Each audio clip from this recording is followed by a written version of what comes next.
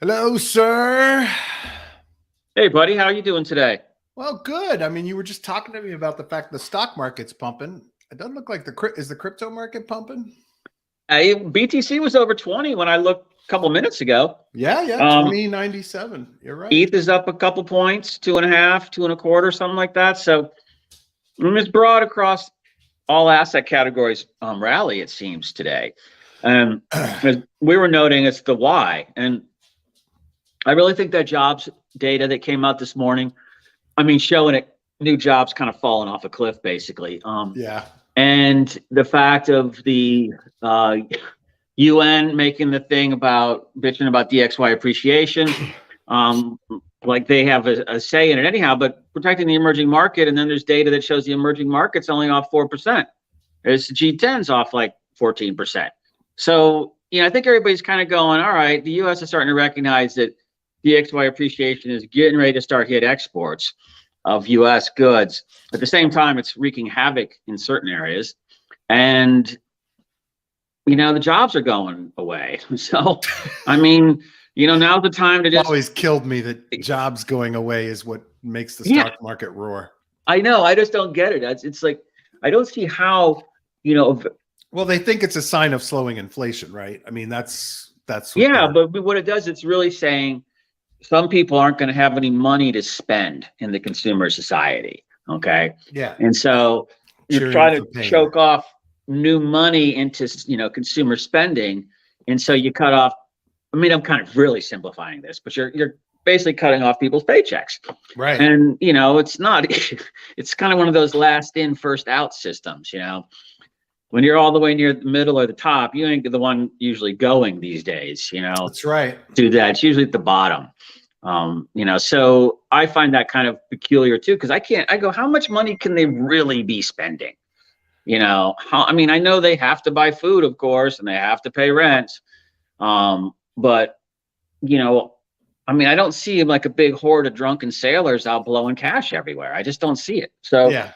Sean says bad jobs data means more likely a Fed pivot. Bad news is good. So yeah, no, exactly. Essentially, people cheering on and hoping the Fed will stop. Yeah, well, I don't see that happening. And I see him going stop, but I don't see him doing any cutting for a while. Right. So remember, we got to work that Fed balance sheet down. Yeah. So to me, I think this is where you move to a pause and you just keep executing. 95B a month, 95B a month. Just get that balance sheet down. So you're ready, when the next big thing comes. But yeah, no, I kind of feel that optimism, XBT, that, that is what I think has changed the market today is that. Yep.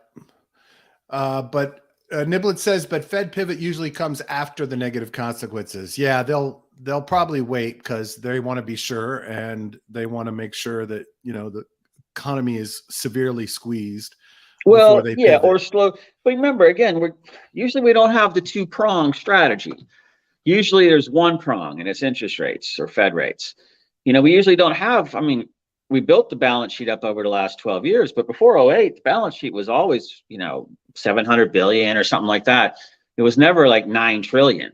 So that lever, I just think, I know there's not a lot of academic data out or research data yet, but as to its effects, because we haven't wielded it before, but I really feel that is a more significant way to tampen down the economy, because instead of like killing the jobs off for the people who can least afford it, you're making it a little bit harder for businesses to get expansion capital. So they better have their ideas battened down tight, because just some vague concept of where you're going on vision isn't going to get you that bank loan in this market.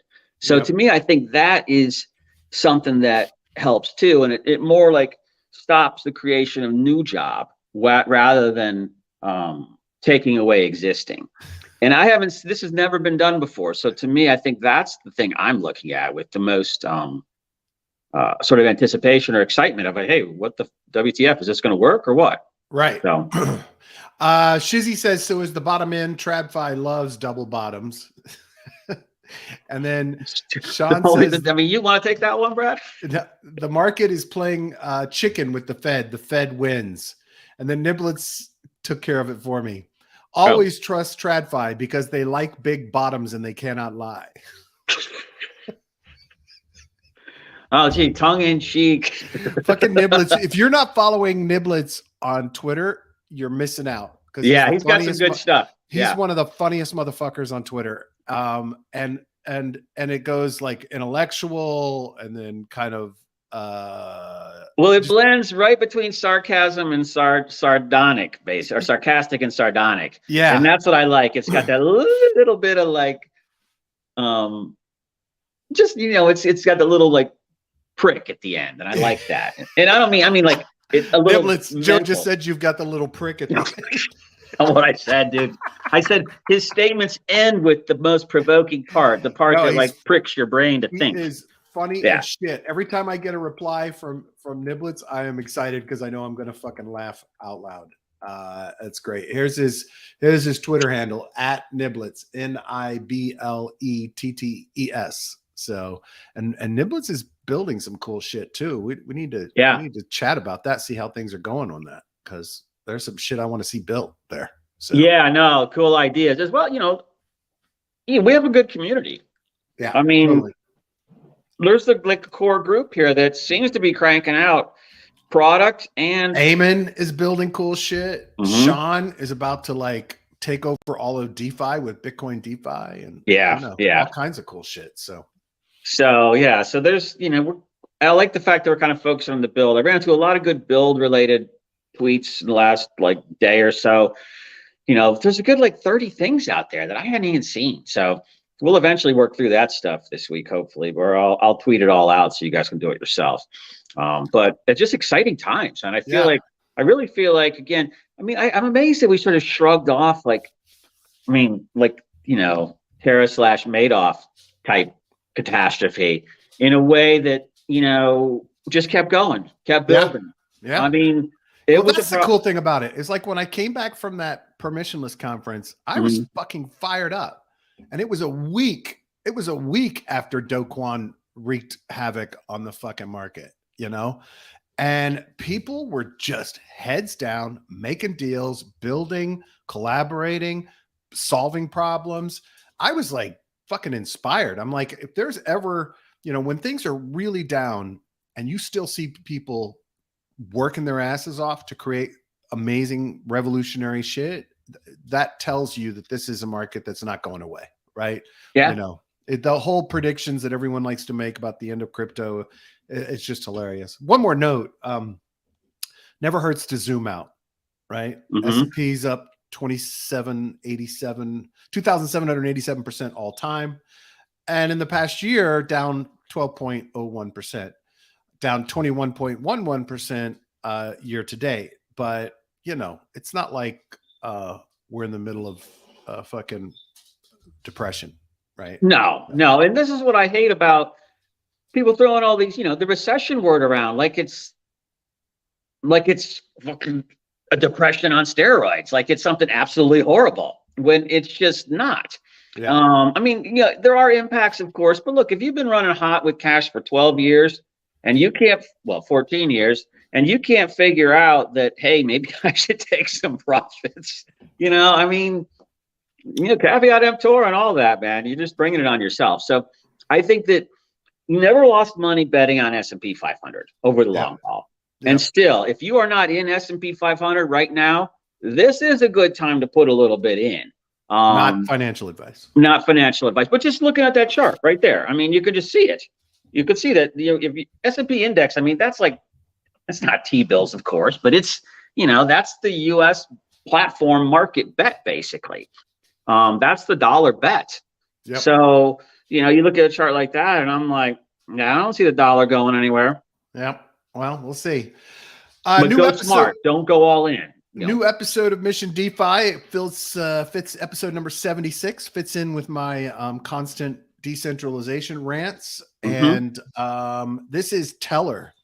And when I interviewed Teller, I had no friggin' clue that they were one of the first Oracle solutions. And they actually are one of the primary decentralized Oracle systems. Liquidity uses them. And they've been building since 2018, this platform. I thought they were a fairly new project. The problem is Chainlink has sucked all the oxygen out of the hype, you know, land. And the real problem is, like in Fura, Chainlink is a huge, huge weakness for crypto because it is centralized. It can be censored. And so what I'm encouraging people to do, I tweeted out the show, but what I'm encouraging projects to do, and I'm going to keep beating this drum, is even if you're dependent on Chainlink, put Teller in as your backup. Yeah, right? absolutely. Put Teller in as your backup so that you can de-risk if censorship comes. You can de-risk if some catastrophic failure happens in the Chainlink server hosting where your API is coming from. Now, Nick Fett, the founder, one of the 3 founders, actually told me that there was I never heard this. There was a guy named TJ. No, I can't remember the guy's name. It's in this episode. But anyway, the first Oracle was some guy who had set up servers like at, a DigitalOcean like hosting place. And projects would come to him and say, I need this data, and this data. And he would just connect to APIs for exchanges or whatever to get that data and then give them a one-line code they would add to their smart contracts. Like all of early DeFi was just like this one dude who had servers feeding Oracle prices to everybody. So anyway, and Teller is a place to make money, by the way, gentlemen.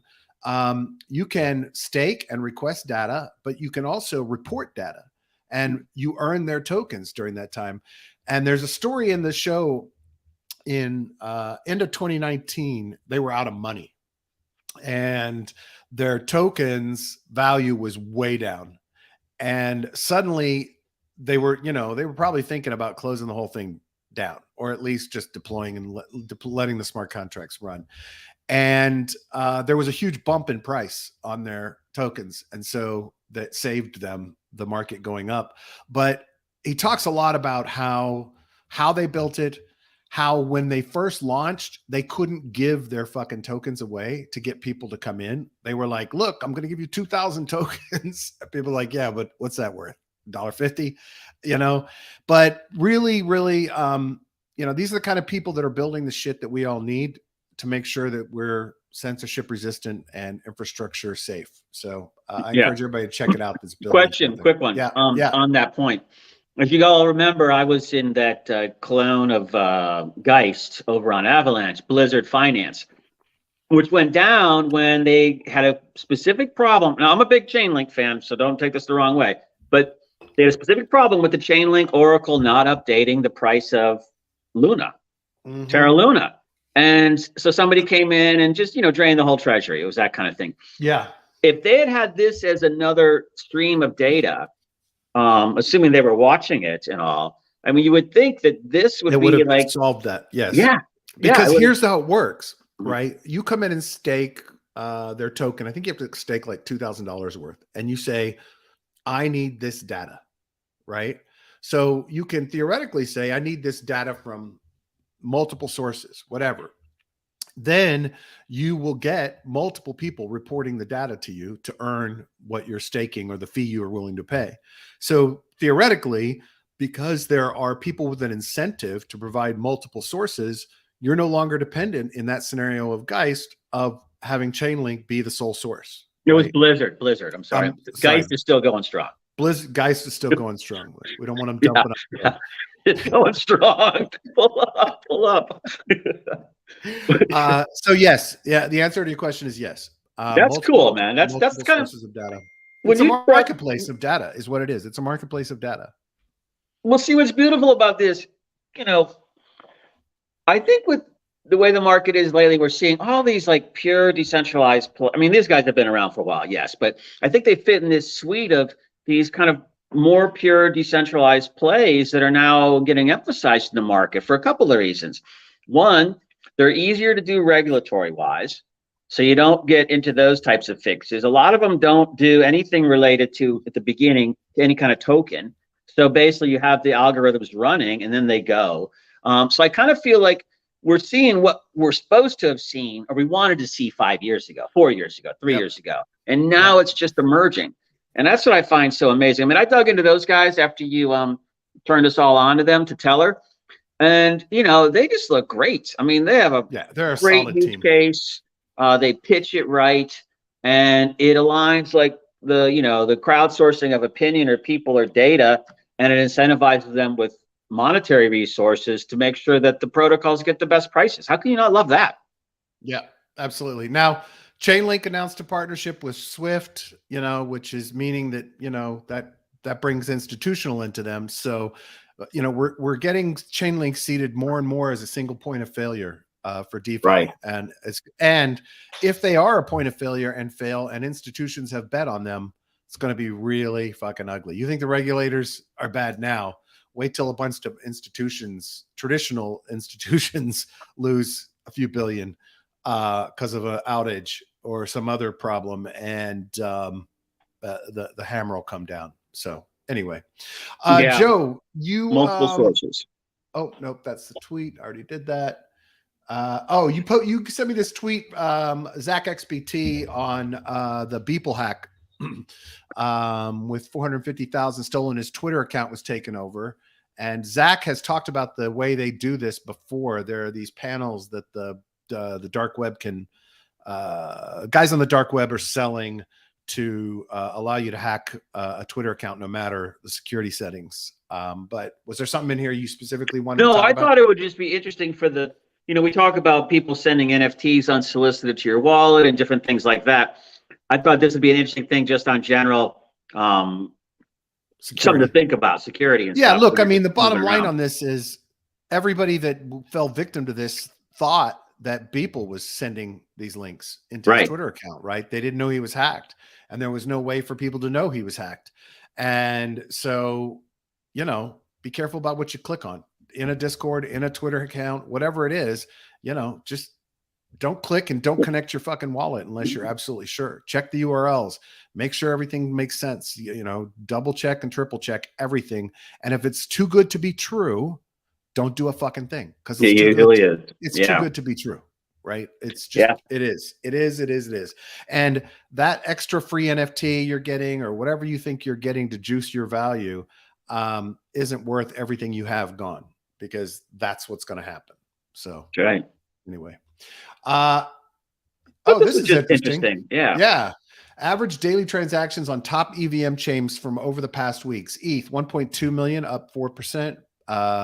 BNB chain 3.1 million, up 2%. Well, that's interesting. Well, I mean, Binance chain does do a lot more retail, so I guess that makes sense. Polygon 2.8 million, up 8%. AVAX 1.8 million, down 31%. FTM Phantom 624,000 transactions, down 8%. Optimism 230,000 transactions, down 8%. Arbitrum 207,000 transactions, down 7%. Obviously, this isn't financial volume, but it does point to a concentration of users in this grouping here, right? So, you know, AVAX is still hanging in there with 1.8 million, but they're down 31%. And, you know, one of the things that Nick Fett on the Teller interview told me, he felt like really that, first of all, EVM compatible is, there's a good story in the episode that I'll let you guys, it's one of the chains that I rant about and what a pain in the ass it is to work for it. Is it Sunny? Huh? Is it Sunny? Is it Sunny? Sol? No, it's not Sol. No, but look, when I look at those numbers, I thought you loved the mooch, man. I thought you were a big mooch guy. I love what the tech is supposed to be able to do, but he said it was a nightmare to integrate with Algorand. Oh, you love the marketing material, of course. Yeah, the marketing is awesome. Anyway, so look, when I see these numbers, real quick, I just want to tie in. Yeah. What I find interesting is, okay, BSC, we know you're spot on with that. They got more because of all the retail around the world. And I think same with Polygon too. Yeah, but no, what I'm getting at is ETH and Polygon together. I almost look at them now more and more as, in a combination kind of play, just because, layer 2, obviously. But I think at the Polygon +8, with Optimism and Arbitrum down, I wonder if Polygon's marketing at the Optimism and Arbitrum community in ways to pull them over into the Polygon community. because those Maybe. numbers are pretty coincidentally similar. Yeah, right. That's interesting. Yeah, good point. Possibly. Look, I know that Polygon has in the past, when there were problems on other chains, gone and aggressively recruited projects to come on board with cash. Like, come here, I will give you $50,000, whatever. You know, that's not a quote. I don't have that number as fact, but I know that Polygon was aggressively paying projects to come to Polygon. So that was true of the Terra. All the Terra projects were incentivized to come on Polygon. So yeah, no, I agree with you. I think that's a good point. Particularly in the AVAX too, taking that 31% hit. Niblet says that smells like consolidation, and in a winner take all game, this kind of trend is important to follow. I think you're absolutely right. I think there's still opportunities for chains to come up and recover, but we're really seeing a strong consolidation here. You know, this is definitely look. I mean, AVAX is still over Ethereum in number of transactions, but if that trend continues downward, it's not a good thing. You know? So. Because then the others, when it consolidates, they become the default sort of cover your ass choice. Even if they are the best, they're the ones you're going to go for. Yep. So you don't get fired from your job. Let's see. Let's look at this chart. Oh, that's Arbitrum. I wanted to see the Avalanche transactions chart, but he doesn't have it in here. No, he doesn't. Bummer. All right. Well, I'll look at that later. All right. Let's see what else you sent me, Joe. McDonald's now accepts Bitcoin payments in Lugano, Switzerland. I think they're taking all kinds of crypto, right? Yeah. Well, that's one of my favorite places in the world. So I wanted to give a shout out for Lugano because it's like the Italian Swiss. And, you know, so you get just enough of the Swiss precision with just enough of the crazy Italian Dolce Vita. Oh, that's fun. It's a very nice blend and it's a very cool place to be. I think I was there for, World Cup years ago. And I remember it was the finals and the World Cup wasn't there. I was watching it on TV with all the Brazilians, ironically. But Brazilians won and it was just a fun party. You know, everybody's out, you know, everybody's got some money in their pocket and it's just fun. It's a great place. Yeah. Oh, and look, they're using Strike. And they're executing in BTC. Right. Yeah. And they're using Strike, the platform we were talking about the other day, Jack Mahler's platform. Oh, cool. Yeah, the one that I told you is eating up going to eat up payments. Well, so this is when you see this kind of stuff rolling out. You're like, this can go on anywhere now. Yeah. Yeah. So I was thinking, speaking of which, I was thinking about a little something last night. And so I went to research. Are you familiar with Gumroad? I saw your tweet. I'm not familiar with them. So Gumroad is like the dead simple. Like, I've got an ebook I want to sell. I got a piece of software I want to sell. I got a piece of art. I got a class I want to sell. It's like this dead simple payments platform, right? And at the time, it looked like, what the fuck? This is just, you know, a e-commerce gateway. Why is this going to take off, right? Well, it took the fuck off. Like hundreds and hundreds and hundreds of millions of dollars transacted.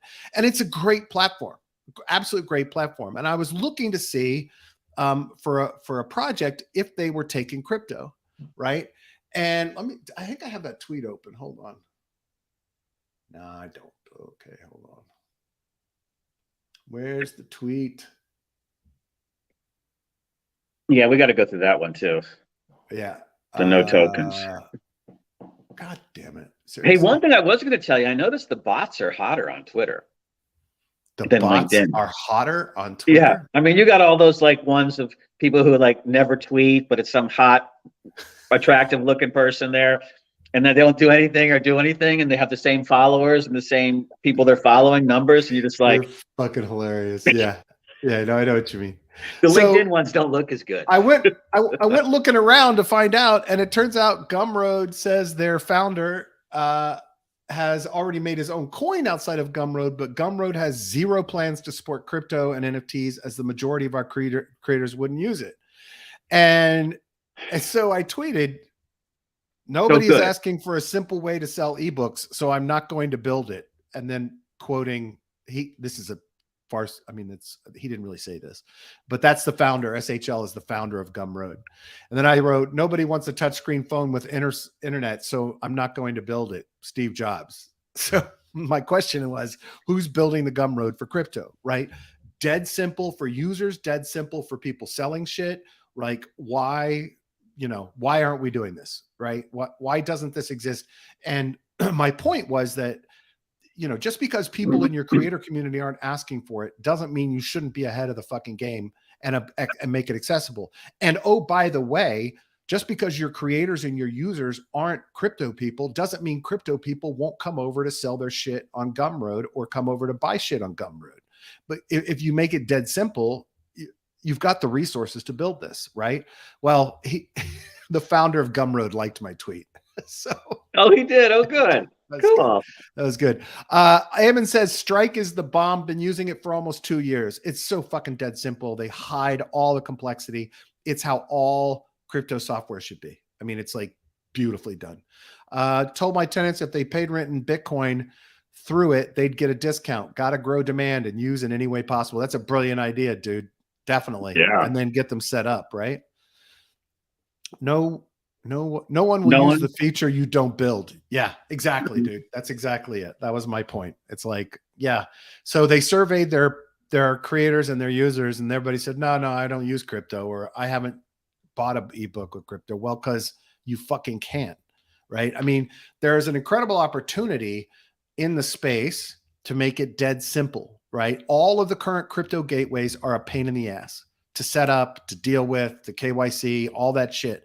If you make it dead simple for anybody that wants to sell an ebook to accept both, credit cards through Stripe and crypto, then you can win. Anyway. So. Well, look, you talk about the KYC and gateways. If you're US and you're using a credit card, it's just like if you go wire money from bank account to bank account. Let's say you wire 70,000 to another bank account. It's not like, sure, it gets reported, but it's not like anybody goes, holy shit, 70 grand. They know where you are. If you're wiring from a U.S. bank, exactly, they're going to get to you. So KYC is already done in all these other places. Yep. So to me, it seems like you could make it much more simple, where you on-ramp that way through, into these platforms with crypto or credit cards or some way, some gateway account. Like if you're coming from Coinbase, obviously clunky, whatever, not the optimal solution, but those guys are already KYC'd. If you're coming from Binance, everybody's already KYC'd. So I don't see why you got to keep KYCing everywhere. Yeah. You kind of monitor the on and off ramps. We got a closed system now. And, within this metaverse, or excuse me, within this multiverse concept, and just leave it be. I thought you were going a different way with this when I saw the NFT crypto thing and the artist not wanting to use it. Oh, no.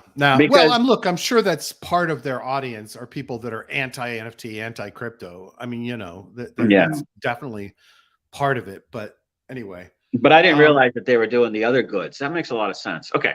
Is this what you were talking about earlier? This is one of them. Yeah, this is good. Go ahead and scroll down. This is a bunch of AMM. Trader Joe's new AMM. Yeah, that's awesome. No. I don't know Mars this. version 2.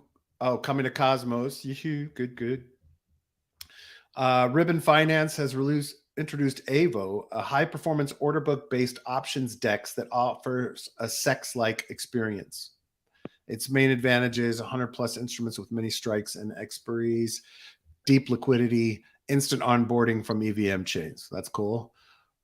First Y2K finance product. Earthquake will allow users to hedge and speculate on the volatility associated with pegged assets. So that's interesting.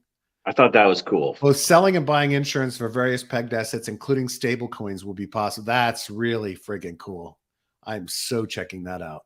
That's awesome. Y2K finance. The product is called Earthquake. CALC Finance on Kujira, a decentralized dollar cost averaging protocol. Besides simple recurring buys, Calc will also provide advanced algorithms meant to outperform standard DCA strategies. That sounds like something I've been trying to get going for MTF. Gonna definitely check this shit out. Make sure they're not using trading signals from our exactly from our. Maybe you'll make some money over there. Well, dude. How about throwing us 20% of the company? There you go. Vertex protocol, an ambitious project coming to Arbitrum. While sexes like Binance offer everything in one app, there isn't an all-in-one DEX. Vertex goal is to integrate spot trading, money markets, and derivatives in one single protocol. Interestingly enough, Change already does that in your mobile phone. So check it out. an enhanced version of GMX perpetual DEX allow the trading of synthetic assets that track the price of a token, commodity, etc. In addition, will require only stable coins as liquidity for traders rather than multiple tokens. That sounds like Gaines protocol. Yeah. Jesus Christ. Chicken Bonds by Liquidity. We already talked about that last week. Excited about that one.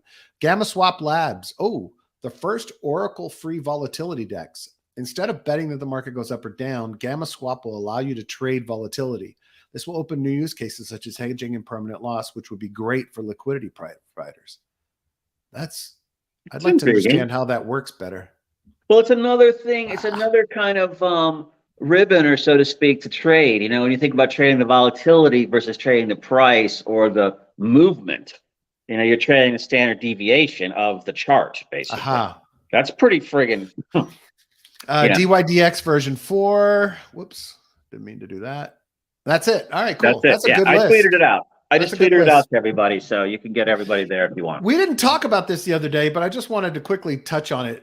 Stan Druckenmiller saying that they'll have a big role in the Renaissance, and people aren't going to trust central banks anymore, especially if we hit major recession levels at some point. And this guy has a pretty good track record of predicting shit. So interesting that he specifically talked about Bitcoin and crypto, that he expects that if the economy is harmed or seen as being harmed by the Fed significantly, that people will rush to crypto. I don't know. Well, let's hope so. I mean, let's not hope that it's all going in the tank, but let's hope more people come to crypto. We didn't get to this one either. Judge denies another SEC's attempt to shield documents in the Ripple case. Where are we on that right now? Where are we standing there? So they were, SEC was trying to shield what's his name? The former SEC chair. Previous dude's notes that probably says it's not a security. Because he came out and said Ethereum's not a security, right? Yeah. And they didn't want XRP to see Ripple to see the notes. Well, guess what? They're going to see the notes.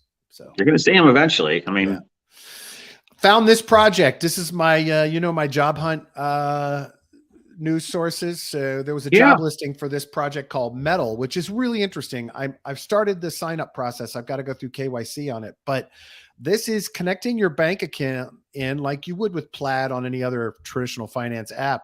But the cool thing is they shoot when you transfer from your bank account, rather than it's setting up an exchange at Metal, and then you transfer it and sell it to USD, or you sell it to from USD to USDC, and then you transfer it into your wallet. When you do a bank transfer in their system, it goes straight to your MetaMask wallet or your Rabby wallet, right? So you connect your bank account. The bank account gets connected. You say, I need $1,000 out of my bank account. You click a button, whatever, and boom, it comes in as a stablecoin token. They call it USDR. It's their stablecoin token. Comes in as a stablecoin token directly into your wallet. Wow. Yeah. I'm trying to think. How did we get the first MetaMask wallet I set up? How did I get money in it? You transferred it from Coinbase. That's right. Yeah, that's right. Yep. Yeah. So you paid them $40 for the swap. You paid them another $30 for the transfer. Blah blah blah. This one you go boop. Right in bank account, straight in. I'm sure there's a fee, but straight into your wallet, which is smart. And now this is a good infrastructure play, right? So, now integrate it with other dApps, integrate it with other exchanges, other wallets, etc., DEXs, whatever. Create a one-click way for people to fund projects and dApps. So good stuff. Yeah, no, that's really cool, because it does take a look. But I was thinking way back. Remember when 2017-ish, I guess it was, when CryptoKitties broke the internet or whatever at that point, and it came out. And you think about how complicated that was. Yep. I remember setting up that MetaMask wallet for that, and I was trying to figure out if it was safe or not, Right. But of course I was on Cryptopia at the same time too, so I wasn't a good judge of safety at that point. Right. But it's just now this is what brings in all the other people that just get stuck in, even I was going to go on to Canto this morning, and I go and it's set up another RPC on MetaMask, and then of course it's the warning there about be careful who you're setting it up with, and I'm like, well, wait, let me just talk to Brad first about this, just to see what's going on there. And of course it was nothing. Yeah. But that threw me off. Yeah. So Well, now anybody else? here's the silly thing. Remember what you were talking about earlier about KYC? Yeah, Why, if I'm connecting my bank account to your service, do I have to KYC with you? My bank account it's the is KYC. KYC'd. It's transferring money to your system. Why? Why do I have to now KYC with you as well? Why Doesn't can't make you sense. just use my bank info? Like, it's like ridiculous. It's almost like the banks, you know, could be like, I'm not going to say this the right way, but it's almost like if they're already doing it, they're like the gatekeeper for KYC already. They're the on ramp, Exactly. okay, and the off ramp. So you're right. Why does everybody who's within the sandbox playing have to then KYC everybody else? Right. The Again, transaction's going to be in my bank account. They don't yeah, even have to report it at Metal. yeah. It's like, it makes no sense. Well, that's the kind of stuff that'll go away eventually, just because it's just another layer that hinders commerce. Exactly. And that's the kind of stuff that we don't like. Yep, absolutely. You said Argentina's state-owned energy company moves into crypto mining. By the way, Niblet said I was using Quadra CX, then Sifu took my money. Yeah, he must have been on the board of Cryptopia too, or something. I just didn't quite know. Now, so we don't get sued. I'm joking. Sifu was cleared of any wrongdoing. Oh, with Quadriga, yeah, that's right. He didn't, according to him and you know the authorities, nobody charged him with anything. Wasn't actually Sifu, but it is fun to make fun. It was the other dude, the one who went and disappeared. The guy who disappeared and conveniently died. Yeah, died at the plastic surgery facility in India. Argentina state-owned energy company moves into crypto mining. This is fucking nuts, man. A government energy it's a state-owned. Yeah, it's SOE. That's amazing. Amazing. A so, second project 8 times larger before the end of the year. Wow. So what I was thinking is like, well, it's also out of the YPF, I think is the name of the company, but they have a subsidiary for renewable energy called YPF Luz, L-U-Z. And so I thought it was kind of intriguing that they parked it in that division, of course, because, you know, they're preempting the whole environmental issue by saying, you know, it's in the renewables group. But then I was also generated from waste gas left over from oil production. That's awesome. So, you know, so there's no argument there. And then I thought, I wonder what they're going to mine. And I didn't really see. I went through it quickly, but I couldn't quite see if they. No, they just say generic. Oh, yeah. Yeah, they say generically cryptocurrency. They talk about Crusoe Energy, a privately held U.S. company that pioneered Bitcoin mining by using wasted natural gas. Yeah, they don't say what the YPF is doing. Well, so look, so Argentina, we know from our G20 inflation chart that they're usually right behind Turkey. No, Turkey's at 83.5% inflation. I think Argentina's at like 79. Okay. So the fact that now they're going, I mean, the thing with a lot of countries is you can't really grow unless you grow faster than the first world countries, okay? Because you just never catch up.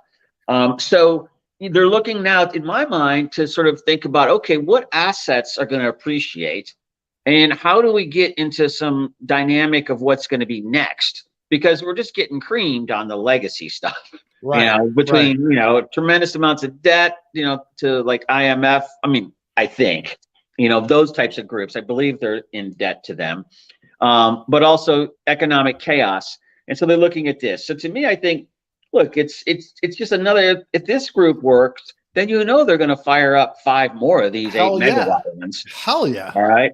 So, you know, now we got a nice, decent sized, you know, G20 country in South America at the tip of it, basically, or almost at the tip. Chile, I think, is the bottom of it, but that is now going to be mining crypto. What if they start mining like anonymous coins?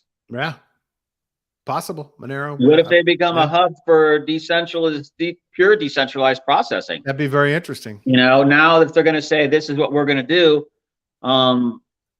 to hopefully grow faster than everybody else, they start focusing on this. So I thought it opened up a whole bunch of ideas. But. Yeah, definitely. You know, it's funny. I was listening to Peter McCormick's show, What Bitcoin Did, and he was interviewing a guy who has built a company to automate. So solar farms get built in sunny places, right? So, and it's fantastic. So Texas has a ton of them, you know, Florida, whatever, right? Well, and similarly with wind farms, but on the days that all of the solar farms are producing the most electricity, the price of the electricity drops dramatically, right? Because they don't need it as much, and all of the solar farms are in high gear, right? So the supply is greater, the demand is less, et cetera, et cetera. So they've built a system that will auto switch these solar farms as soon as pricing hits some level that you set, right? Like too discounted to make it worth it. But based on the current Bitcoin price or whatever you're mining, when it hits this level that it's more profitable to mine Bitcoin than it is to supply solar energy to the grid, then they switch the solar batteries over to mining Bitcoin. Right. Yeah. So really cool system. Like, it's like, okay, I can't make nearly as much money supplying to the grid right now because everybody is. So I'm going to switch over to mining Bitcoin. And it's a brilliant concept. I mean, it's a really smart concept. And like you said, the price drops. So I don't think that you can, I don't think there's a lot of battery. I mean, I don't know. I'm not big on solar. I mean, Sean's mad at us. It's mining Bitcoin, guys, not crypto. Sorry. He'll be on tomorrow to tell us all about it. Yeah. No, I hit him on some tweet today. I was like wanting him to, the liquidity piles on Kingfisher or something. Was just curious for his take. So I'm sure he'll have some brilliant info for us tomorrow. No pressure, Sean. When moon, Sean. Tell the developers to get busy. Yeah, we need some help. Get those Bitcoin developers going. Can they pedal faster? I'm waiting for him. All right. You were going to say something brilliant. Yeah, we're waiting for his comment. What do we got here? He said he. Got it. Okay. We were going to say something brilliant about the solar adjustment, automatic something. I don't know. Oh yeah, that I don't think that they have the battery tech to store it on site. So you can't silo it like you would do grain if you're on a farm, let's say. Right. Because I saw a similar article talking about how much solar is in these cornfields in say Iowa and places like that, in Kansas, that to shade. That's interesting. To shade like crops, and at the same time, make those choices. So if you can't use it, it's use it or lose it, basically. Exactly. At that point. So you either dump it for nothing, but you still have your costs to produce. Yep. So if you can if you could calculate that point and then flip to Bitcoin mining, then you also help out every other participant in the sort of solar co-op, because you're not dumping at that point. Right. So the price should stay higher. Exactly. So then what if half the people start saying, well, heck, we're going to do this. Now, all of a sudden you've hedged in the highest prices possible for your electricity back into the grid, and you're making money off Bitcoin. Exactly. It's brilliant. Now, what if you could do this? What if you could do this like in Florida? Well, look, solar is the cheapest form of electricity right now in the United States, right? Okay. In Florida, the government's had an incentive program for a very long time, despite FPL fucking up the value of it. But what if you had a program that you could somehow take a concentrated neighborhood where there are solar panels on a lot of homes, right? And do the same thing. Like, that the amount they're going to get from pushing excess energy back to the grid, to FPL, Florida Power and Light, for those listening, is going to be less than what they would get if they combined all of that power together in a neighborhood to mining Bitcoin, right? So you could do a similar thing. What if you could have a decentralized mining outfit that was being powered by, so like my neighborhood has 550 homes in it, right? If every one of them had solar panels on it, it would be a small solar panel farm, right? So what if you could make it that all of that's being channeled through a system that gauges whether it's better for them to push it into the grid, or it's better for everybody to get Bitcoin and split the profits? Yeah. Well, it even brings up another point on top of that is, Sean says it's going to moon on December 23rd. Everybody just get ready. All right. I could take a nap for a while. I don't be ready in a couple months. No, anyway. But I think that also one more thing on the solar thing is you could also construct options, okay, to where you're guaranteeing, like the FPL, P&L looks at their consumption of power on, their side of it, and they start executing. They go, oh shit, December 20th, we've got an 80% chance of being 30% over what we usually burn. Let's go buy some power now. So you could tokenize that solar supply, that electrical supply from solar, in ways that it could be creating options and things like that on purchases, like any farm co-op would do. Okay. Right. And then you can further trade on those and other ways around, like the carbon credit plays and things. So there's a big tokenization play here, or incentivization play of some kind. Like this Sushi, real quick, I saw Klima partnered with them with Chainlink and Polygon, and SushiSwap now has carbon neutral trading. Did you know that? I was not aware of that. If you go execute a trade on SushiSwap, I think there's about maybe 18 hours left. You get eligible for some kind of POAP airdrop, whatever that is. But yeah, but I'm like, but they're doing carbon neutral. It's just an NFT. Yeah. But it's carbon neutral. That's what I think is sort of cool. These things, there's so many like financial instruments can be made from this. Yep. Sean says buyer of last resort is the correct model for BTC mining because the grid itself is over capacity most of the time. Yeah, that makes sense. So new head chef at SushiSwap is Jared Gray, was decided by 5 whales who hold 95% of the sushi. So VCs, etc. Probably Zero X Machi's one of those. Their 5 votes gave him like 84% of the votes from the DAO. So while I'm excited to see DAOs voting, concentrated votes suck because there was never once those 5 people, even probably 3 of them or 4 of them, decided that this was the guy. The members of the community had no fucking say. They were out, right? So that's disappointing. I'm glad there was a community process. I'm glad that they rejected the original process, which was basically handpicking something by a board and throwing somebody out there and saying, this is the guy. The community said, no, that's not the way we're going to do it. I was glad to see all of that. Don't get me wrong. I'm excited that the community picked something. I just think that, hopefully if you're launching a new protocol, you're also thinking about ways to make sure that the distribution of votes and token holding is spread out.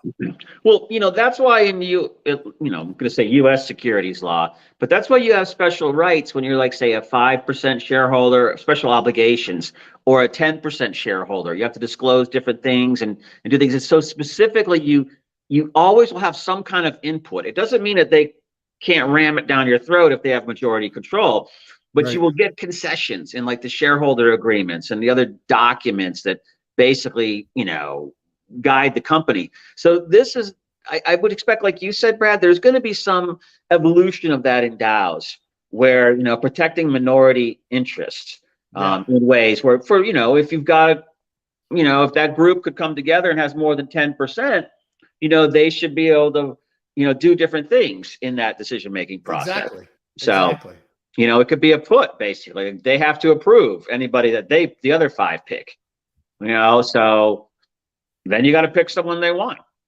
European authorities warn growing crypto adoption could affect traditional finance. Oh my God. Let's put this guy up for what? The Nobel Prize for Literature? I mean, what is this dated? Come on. 2014? This has got to be from 2014. Where is this 2 hours ago?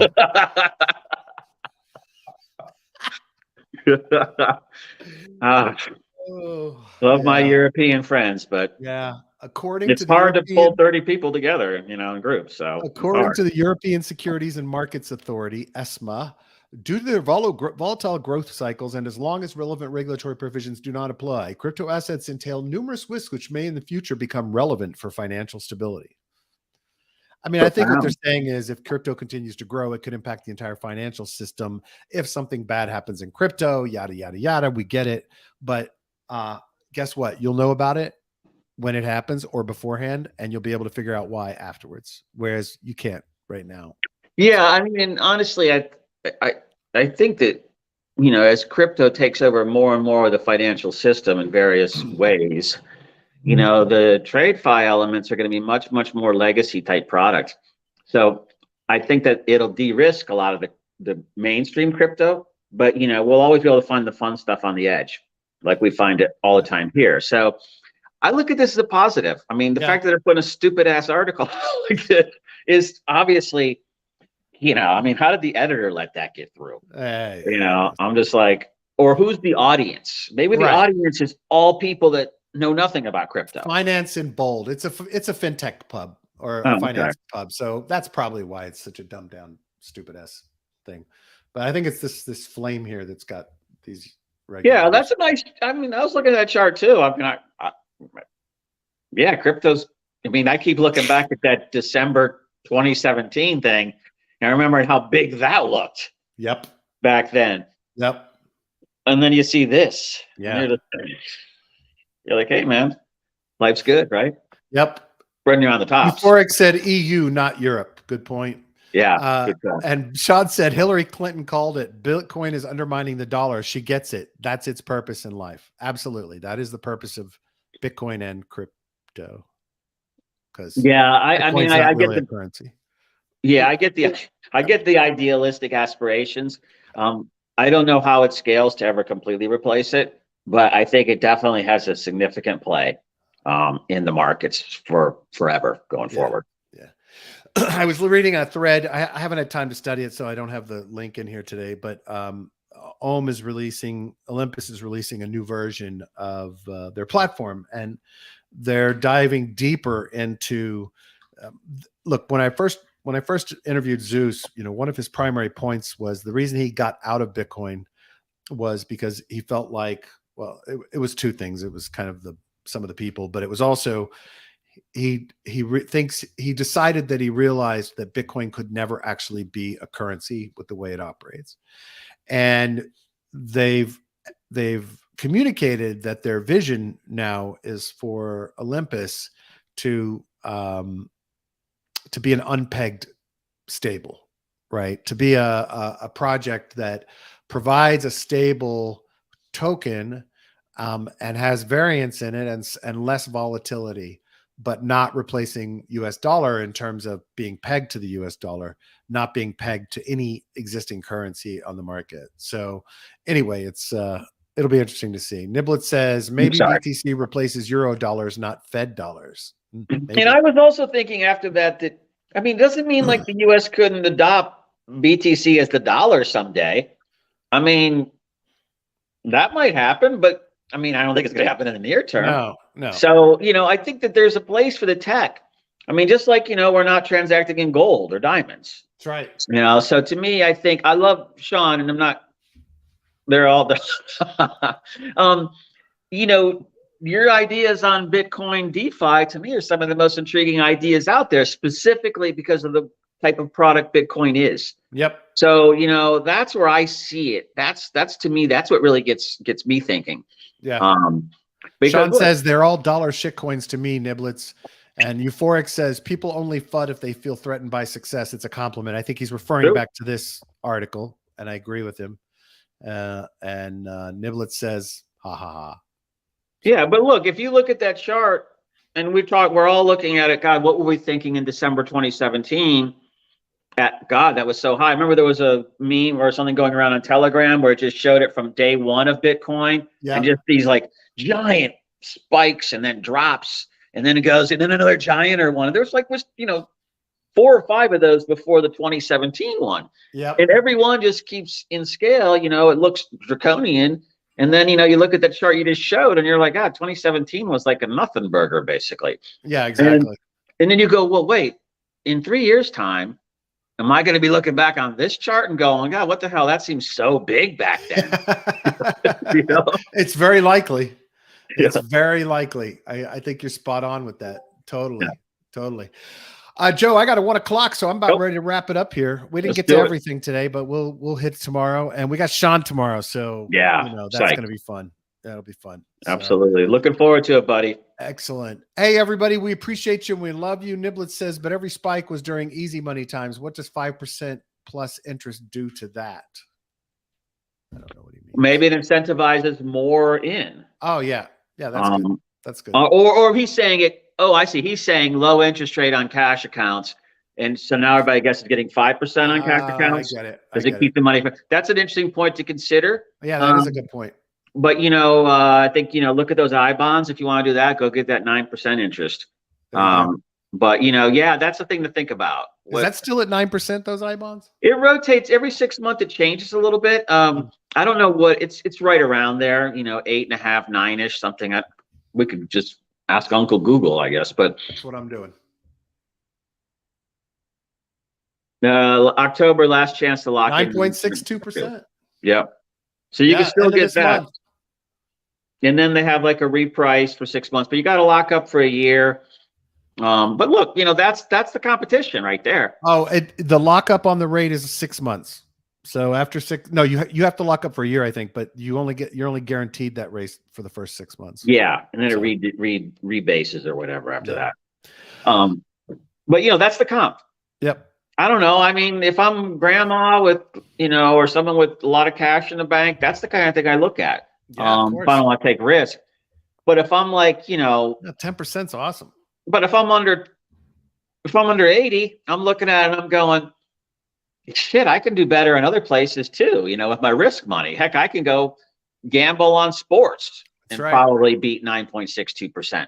But the point is, if you make smart decisions, I think in crypto, although it's, looks riskier, I think obviously the returns are much better there. Yeah.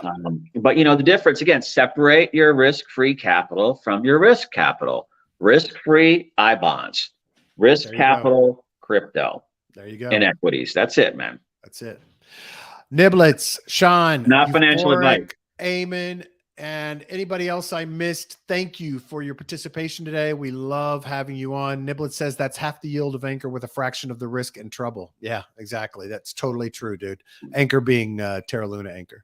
Appreciate you guys. Love you guys for coming in and discussing and adding to the conversation. Always glad to have you here. Do not forget that Sean, the pub Bitcoin, will be on tomorrow discussing all things Lightning, Bitcoin payments, et cetera, et cetera. And I'm sure he'll have a few choice words for us about Bitcoin is not a currency. So, figure we'd stir something up before tomorrow. We know how much people like a good fight. That's it, man. Love and appreciate you guys. Please take a minute to rate and review us on Apple Podcast. It helps an incredible amount. If you're listening on Spotify, review us there. You're already in the app. Just go ahead and click the review button or the rating button and subscribe.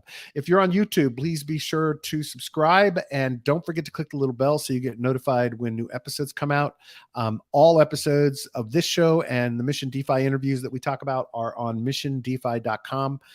You can go there to catch up and read all the past stuff. Joe's been doing a great job surfacing some old episode content into Twitter. If you haven't followed Joe yet on Twitter, go do that. But he's growing his presence and aggressively creating content and tweeting there. So all good shit. So thanks, everybody. Appreciate you. Love you, Joe. Thank you very much. Yeah, thanks, everyone. Yeah, it's Pathfinder 305. Anything we talk about here, there's going to be links in my feed or Brad's feed, B05 Crypto. And in the show notes. So you get plenty of chance to do your own research, dig through the material, poke holes in whatever assumptions we're making. Oh, and come tell us on Reddit. Yeah. Yeah, come tell us we're fucking idiots because we're good with that. Yeah, no, and I'm gonna integrate that more in to the stuff out there. But everything we talk, you can find out there, either Reddit or Twitter, on our platforms there. So